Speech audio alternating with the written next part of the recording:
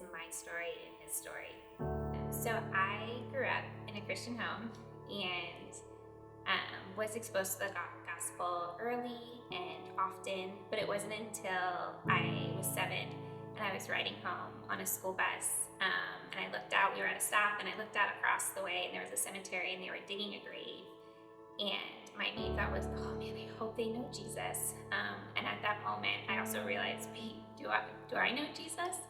And so right there on the bus, I stopped and recognized my need for a Savior and asked Jesus I put my trust in Jesus. And so I remember getting home and just being so excited to tell my mom that I asked Jesus into my heart.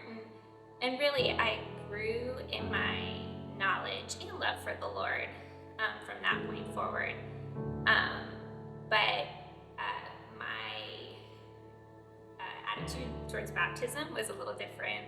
I was like, I'm already saved. The Lord knows my heart. Is that something, like, if I don't need to do it, like, why would I get wet in front of people? And so it wasn't until actually my freshman year of college, through some teaching and through some personal study, I realized that was an act of obedience that I needed to take. And so I came home from college my freshman year and got baptized in my home church. And that was just a big moment for me in realizing that there is great joy in surrender and obedience, and that obedience was my display of love for him. And so from there, I continued to grow in my love for the Lord, and honestly daily surrender, but also my daily disciplines of just spending time in the Word and spending time with him.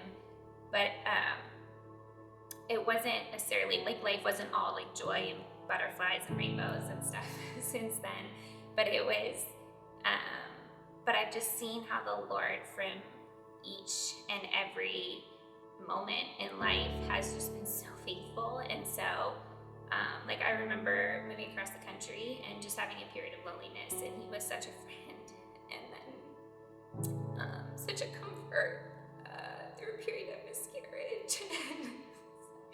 Sorry.